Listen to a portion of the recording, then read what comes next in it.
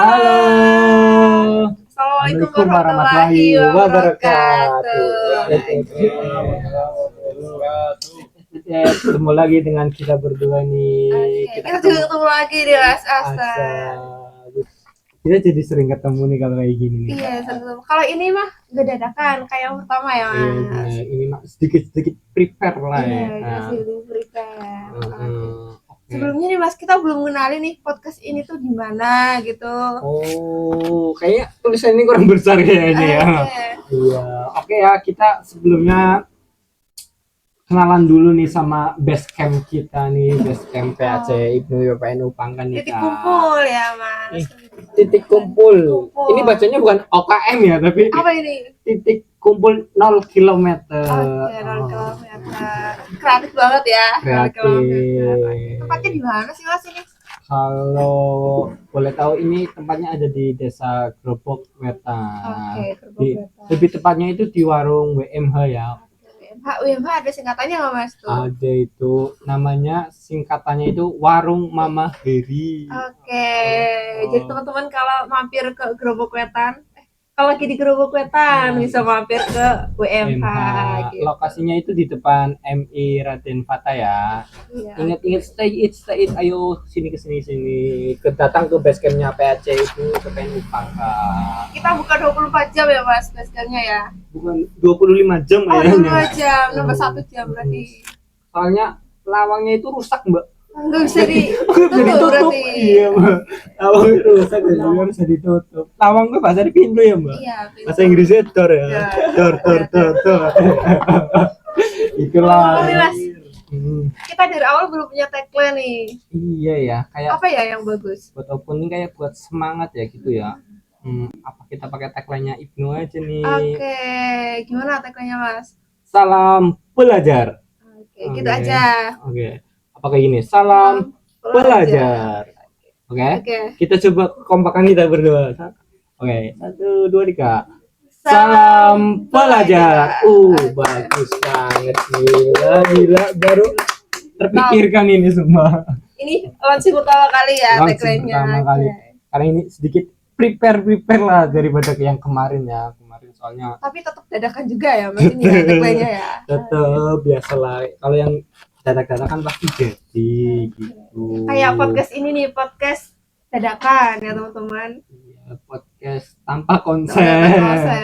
Oke. Ya, kembali lagi ya dengan podcast PAC Ibnu IPPNU yang tanpa konsep ya. Sebelumnya kayaknya perlu kenalan lagi nggak sih Kak? Kayaknya nggak usah deh. Nggak usah ya. Iya, karena kemarin udah kenalan. Iya, kalau kalian belum pada kenal kita bisa skip video yang kemarin ya. Jangan lupa. Iya, jangan lupa tonton video yang pertama. Biar nggak ketinggalan infonya. Kemarin itu kita ada narasumber spesial pertama kali. Oke. Kali ini kita mau ngobrol sama siapa sih Mas? Ini juga salah satu kader dari Pangka sih Kak. Kader dari Pangka. Iya, yang sangat. Spill dikit Mas infonya. Pokoknya dia itu menyala banget lah. Bukan hanya di Pangka tapi juga di kabupaten. Pokoknya tingkat Ibnu itu udah tingkatnya menyala, kebakaran lah Kak. Gitu lah. Berarti keren banget ya kader Pangka ya. Horma ya. Dengar juga kemarin ada yang sampai provinsi, ikut kegiatan provinsi. Iya dong. Itu dari Pangka juga ya Mas? Iya dong Mbak, ada dari Askina ya. Oh Askina. Dia ikut diklat med. Apa itu Mas? Diklat med. Diklat med. Pendidikan latihan madya. Tingkatnya itu udah atas. Tingkat atas. Itu salah satu dari yang kemarin sih polisi-polisinya dari Ibnu IPPNU Pangka. Iya, yang kemarin di-spill sama ketua itu. Kalau Ibnu IPP itu ada polisinya gitu. Namanya tuh CBP KPP. Oke, iya. Kemarin dari KPP-nya Pangkah nih. Kebetulan komandannya ya, Mas. Betul, namanya Komandan Askina. Kalau ketemu dia harus hormat dulu, baru salaman. Soalnya komandan. Komandan. Dia itu kombesnya Pangka. Kombesnya Pangka. Komandan besar. Itulah. Nah, sedikit lah. Memang dari kader-kader Ibnu Pangka itu sama IPPNU itu kayak pasti ada gebrakannya aja Kak. Pasti ada sih. yang bikin kita semangat tetap mengeluarkan ide-ide kreatif. Tahun ini juga ada gebrakannya Mas dari Pangkah ternyata. Ada dong. Tahu nggak? Apa itu Kak? Ternyata kemarin Apa itu? ketua IPP-nya juga dari Pangkah nih yang kabupaten. Oh iya. Tahu nggak namanya? Mbak Dea itu. Oke, Mbak Dea. Oke, kapan-kapan Mbak Dea kita undang ke sini kali ya. Betul. Kita tunggu ya Mbak Dea. Iya, Mbak Dea kita tunggu buat jadi narasumber di sini. Oke, ayo. Kayaknya penonton udah nggak sabar ini dengan narasumber terbaru kita ini. Narasumber yang paling menyala. Oke. Tingkatnya itu udah, ini kan menyala kebakaran ini. Iya, pemadam keapian pun belum tentu bisa madami, belum tentu ini. Kayak yang kemarin di Perpil sih, ada pemadam kebakaran terjun ke air, kalau ini nggak bisa madami. Langsung aja kita panggil ya. Oke, langsung kita panggil aja. Ada rekan kami. Halo. Oke, silakan duduk.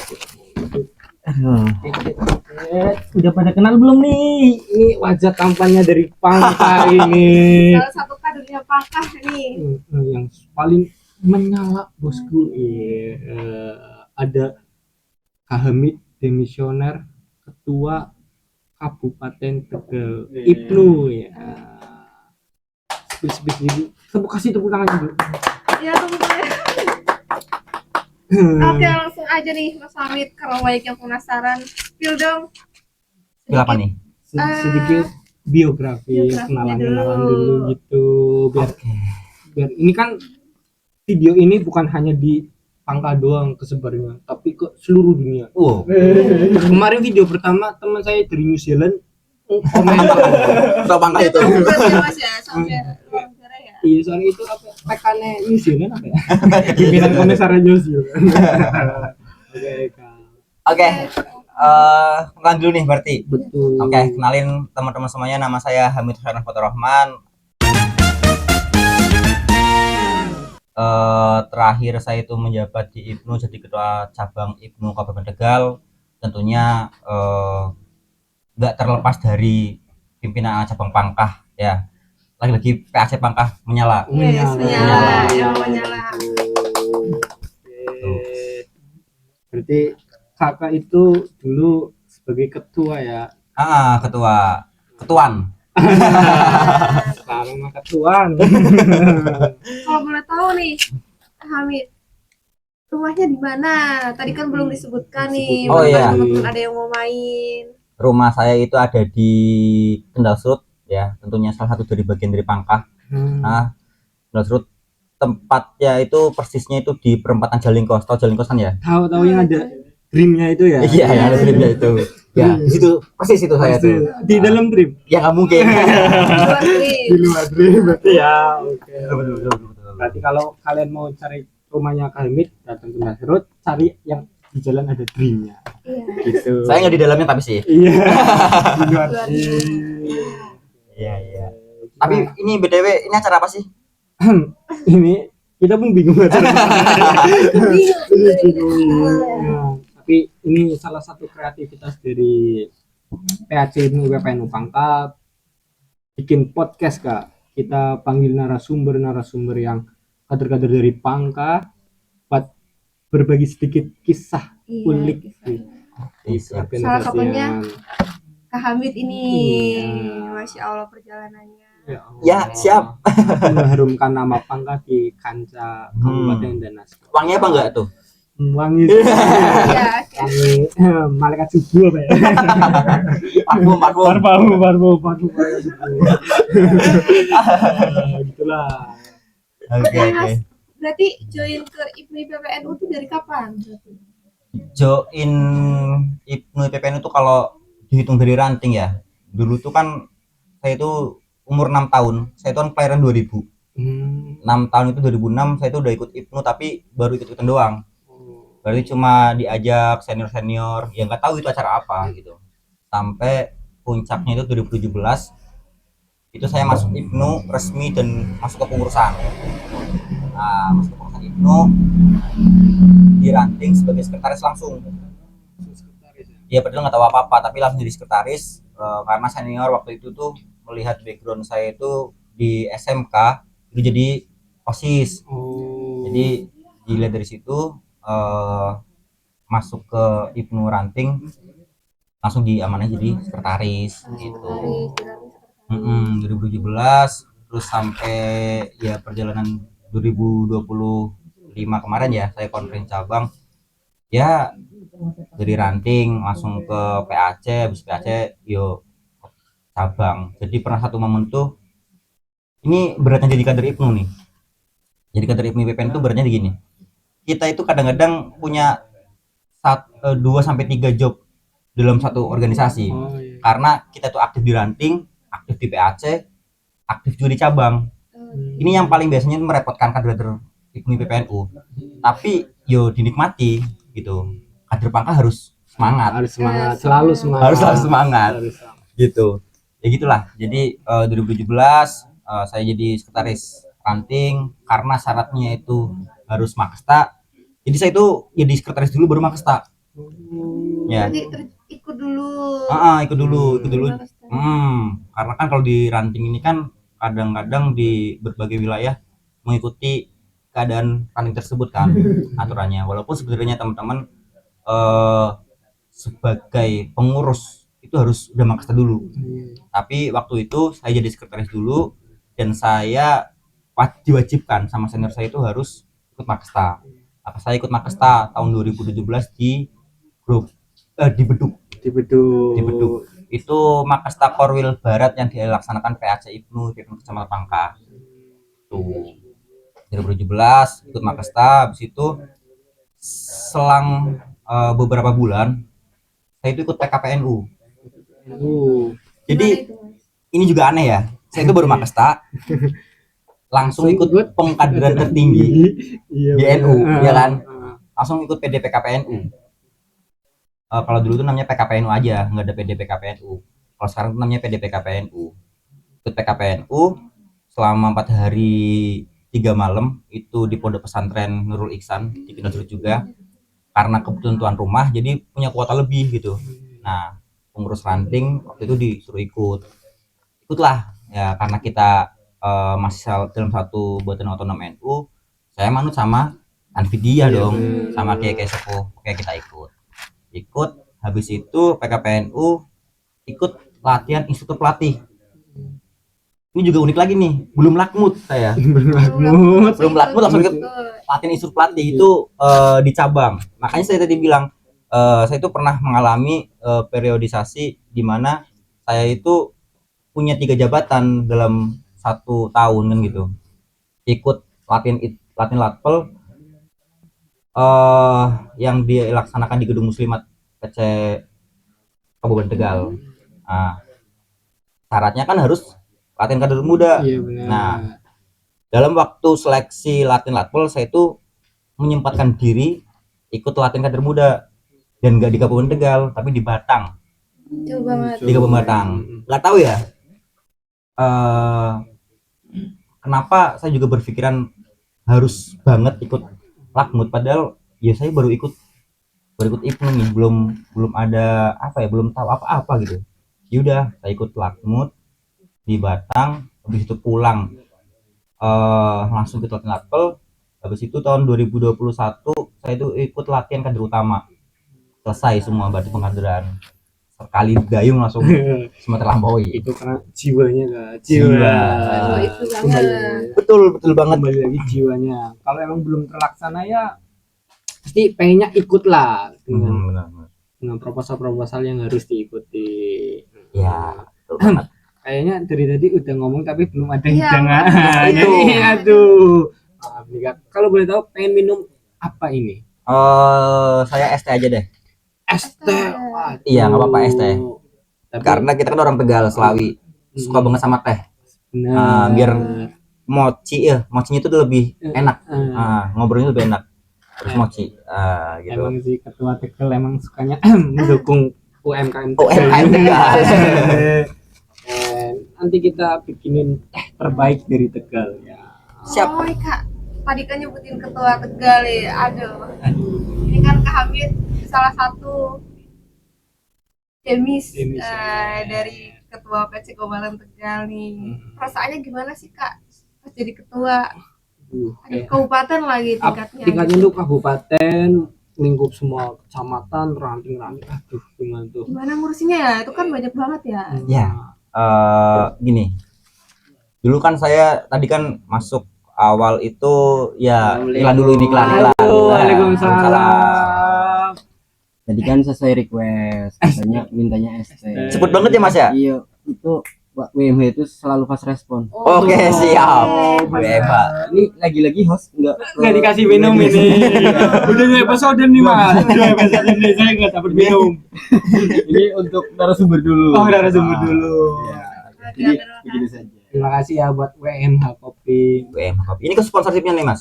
Bener sponsorship. Yang punya Basecamp. Iya, yang paling sip. Oke, pokoknya. siap. Tapi nggak sih buat host. Harusnya dibikin ngorong terus. Join Mas nanti Mas join. Mau diminum dulu apa? Oke, silakan minum Oke, dulu. siap. Kita cicipin dulu Kita tehnya cicipin. WMH. Teh asli nih, teh dari Tegal langsung. Gimana Mas? Seger banget sih, seger. Seger. Seger. Jadi semangat ngobrolnya nih. Iya.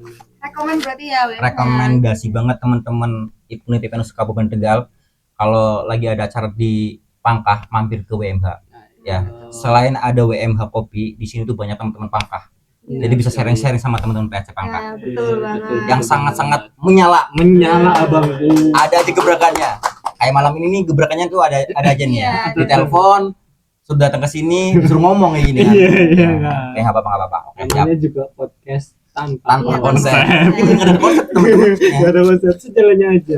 Bener. Oke nih, kita lanjut lagi nih pembahasan tadi.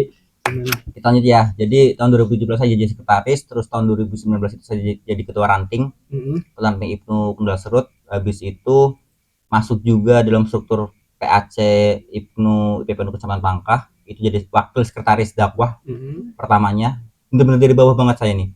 Wakil sekretaris dakwah, terus habis itu sempat mau jadi ketua PAC. Ya. Oke. Sempat ini. Dengar-dengar Pak. Ya, sempat ini udah ya bukan sempat lagi sih, udah menang 19 lawan 3 itu. Suaranya cuman saya nggak ngambil ketua PAC itu karena dalam kondisi yang tidak memungkinkan. Nah, pada saat itu yo terpilihlah menggantikan saya itu Mas Husni. Dari betul. Ya, itu ketua PAC Pangkah.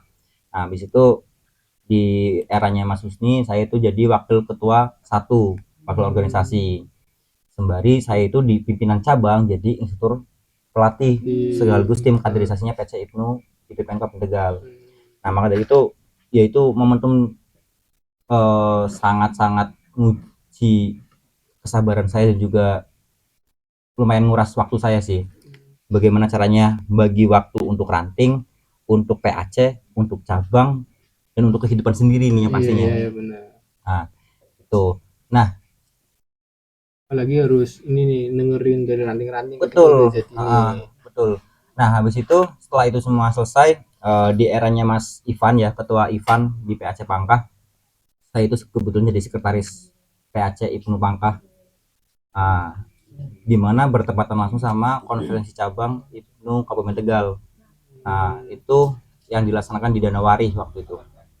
Nah, di situ sebenarnya itu nggak ada apa ya keinginan yang lebih dari ketua cabang. Tapi karena kalau di tarafnya cabang itu ada banyak kelompok yang mengusulkan calon ketua. Maka dari itu saya diskusi lah sama ketua Ivan. Gimana nih kita mau ngambil posisi yang mana nih gitu. Kita mau memperjuangkan kader Pangkah di mana, teori di mana. Pak Ivan bilang gini, kalau cuma sekedar sekretaris cabang, gak usah kita capek-capek. Tapi kalau kamu mau jadi ketua cabang, ayo bareng-bareng kita perjuangkan. Itu soliditas Jadi benar-benar dikawal ya Mas dari Pangkah. Pangkah ya. Itu. Solidaritas dari Pangkah yang Dan sampai ketua Ivan itu menginstruksikan ke ranting-ranting untuk satu suara satu barisan ke saya waktu itu untuk jadi ketua cabang. Dan alhamdulillah pada tanggal 9 Juli tahun 2020 berapa? 2023 itu saya itu jadi ketua cabang terpilih di Danawari. Ya lumayan menegangkan ya, pada saat itu. Dan ditambah setelah saya jadi ketua cabang, di mana itu eranya itu masuk ke dunia perpolitikan. Iya Oke, benar. pas banget. Pas banget. Gak mungkin dong kelas organisasi IPNU yang punya kader dan anggota banyak banget itu nggak dilirik sama partai politik. Nah itu jadi pengalaman hidup saya. Ternyata kita itu harus jalan berdampingan gitu, nggak bisa kita tuh berdiri sendiri, itu nggak bisa, harus berdampingan. Di situ jadi momentum saya itu belajar banyak banget di organisasi. Gila-gilaan saya tuh sampai sempat ninggalin kerjaan saya demi keberlangsungan IPNU. Ini bukan suatu kebanggaan, tapi saya itu pernah dengar ceritanya Mbah Tolha Mansur, pendiri IPNU. Beliau itu pernah berhenti kuliahnya 1 tahun untuk terus berkhidmat di Nahdlatul Ulama atau IPNU itu sendiri. Jadi benar-benar ya dari situ saya tuh oh iya barangkali ini, tapi itu nggak dibenarkan. Yang seharusnya kita ya harus seimbang dari mulai pekerjaan ataupun kehidupan sehari-hari, belajar sama organisasi gitu.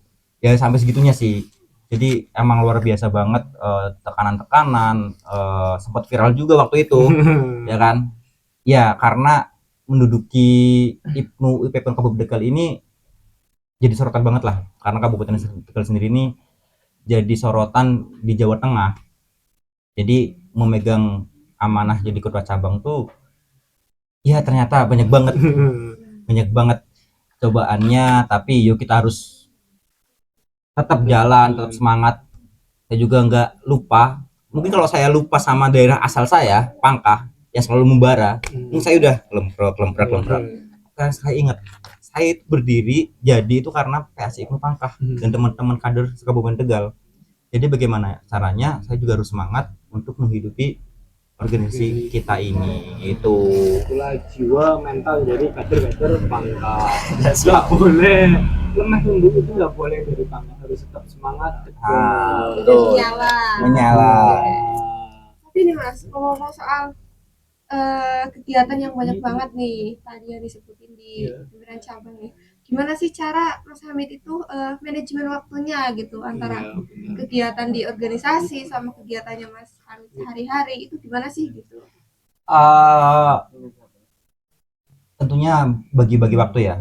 Kita juga di IPNU kan sering banget diajarin tuh dari mulai Makassar sampai dengan Lakut, bagaimana caranya kita memanajemen organisasi, manajemen waktu, itu juga harus kita terapin.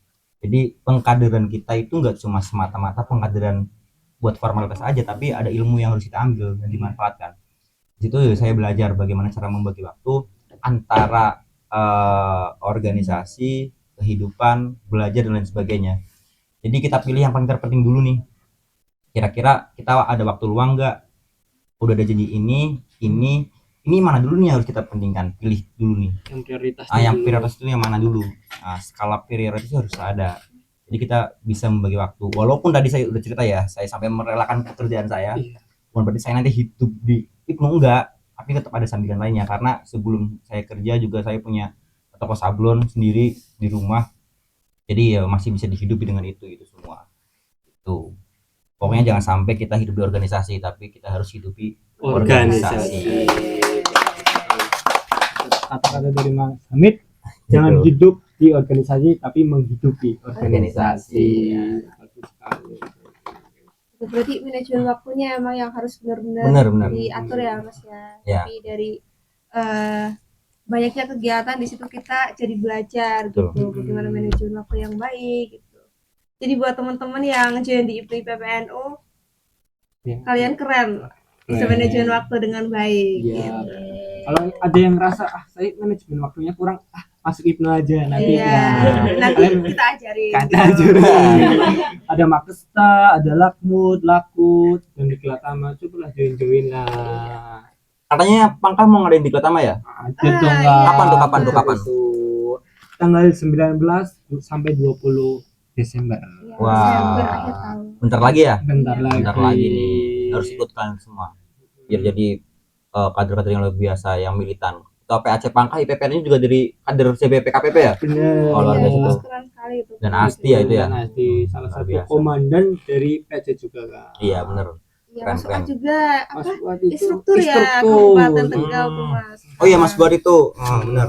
Salah satu instruktur di PC Ibnu IPPNU Kabupaten Ya. Pangkal. Kabupaten Pangkal Tegal. Kabupaten Tegal. Kayaknya Pangkal apa nggak di kabupatennya? Nggak boleh. Nggak boleh ya. Nggak boleh. Jangan gitu. Barangkali saking menyalahnya. Jangan ya. Jangan ya. Kita tetap ikut Kabupaten Tegal. Iya, tetap Harus. manut. Karena gini Mas, Mbak. Jadi kita ini kan bukan organisasi kecil ya. Iya, benar. Kita tuh terstruktur dari bawah sampai atas. Teman-teman juga tahu nih, dari mulai pimpinan ranting, pimpinan anak cabang, pimpinan wilayah, sama pimpinan pusat. Kita itu terstruktur. Jadi apa yang diinstruksikan sama pimpinan pusat, pimpinan wilayah yang ada di atas kita harus ikut serta. Ya, ikut serta dalam menjalankan instruksi tersebut. Selama instruksi itu juga bermanfaat untuk daerah kita masing-masing gitu. Dan tentunya pimpinan atas juga pasti sudah menimbang dan menilai gimana berjalannya instruksi-instruksi yang dari atas turun ke bawah. Kayak hari ini mungkin pimpinan pusat ini lagi menggencar-gencarkannya di era Ketua Agil, itu lagi IPNU, IPPNU back to sekolah, ke pesantren, karena akhirnya kita juga pelajaran. Kita belajar, jadi kita harus juga menyerang dan ikut mengamankan di ranah pelajar, karena di pelajar ini sangat kompleks banget, butuh teman-teman IPNU untuk masuk supaya juga bisa mensyiarkan Ahlussunnah wal Jamaah dia tentunya itu. Ya, jangan lupa join. Join IPNU. Ada nggak sih Mas kisah-kisah menarik atau hal apa yang nggak bisa dilupain gitu Iya, di selama IPP, menjabat ya. gitu, selama menjabat gimana gitu. Bukan kisah cinta ya pastinya ya. Bukan. Menariknya tuh gini teman-teman, di IPNU ini banyak banget manfaatnya yang nggak pernah kita sadari. Kadang kita pernah nggak sih, pastinya juga pernah ya teman-teman dengar kata-kata barokah. Dan selama perjalanan kita, kalau kita belum demisioner, belum berhenti dari IPNU, kita mungkin akan bingung di mana letak barokahnya. Dan yang paling menarik itu kita itu akan mendapatkan itu semua ketika kita itu sudah tidak di IPNU IPPNU.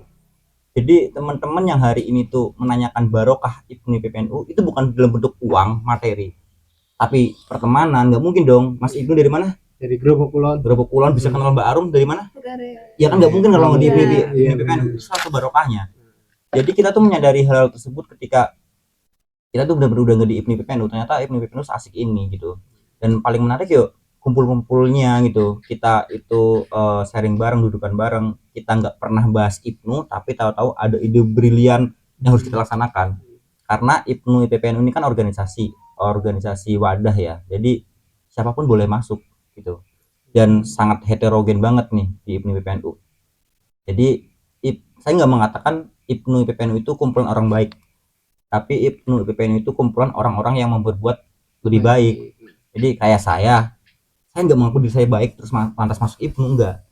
Saya juga nggak pernah mondok teman-teman, tapi saya itu merasakan jadi santri ketika saya ikut IPNU IPPNU, karena saya bisa deket dengan para yai, para ulama, dan tagline menjaga kiai ulama itu sudah melekat nih. Walaupun saya bukan seorang santri, tapi saya meyakini satu hal, bahwasanya kalau kita berkhidmah di IPNU IPPNU sama saja kita berkhidmah di NU. Dan Mbah Hasyim Asy'ari itu pernah bilang, sopo-sopone wong sing kang ngurusi NU bakal dianggap santriku, dan sopo-sopone wong sing kang dadi santriku tak dongakno husul khotimah. Maka dari itu saya berkeyakinan bahwasanya saya itu murid-murid PNU, murid-murid IPNU, insya Allah saya akan dianggap santrinya Mbah Hasyim Asy'ari. Tentunya juga Mas Ibnu, Mbak Arum tuh dianggap santri Mbah Hasyim Asy'ari, walaupun kita nggak pernah mondok nih teman-teman. Gitu, makanya ketika ada isu-isu yang kemarin tuh tentang pesantren, dia tergugah kita nih. Iya benar. Iya kan? Mas tanggapannya tuh Aduh, sedikit kayak tanggapan gimana? soal itu. Iya, gini ya, saya aja yang bukan seorang santri asli, yang nggak pernah mondok, tapi saya itu kenal IPNU IPPNU dan saya itu tahu dunia pondok, ini sangat riskan banget. Mereka itu nggak saya yakin para kiai, para ulama itu nggak pernah memerintahkan santrinya itu untuk cium tangan, sujud, terus jalan jongkok dan sebagainya, nggak pernah. Saya yakin banget itu. Tapi itu bentuk rasa cinta mereka sebagai seorang santri dan terima kasihnya mereka karena sudah diberikan ilmu yang bermanfaat dari para yai.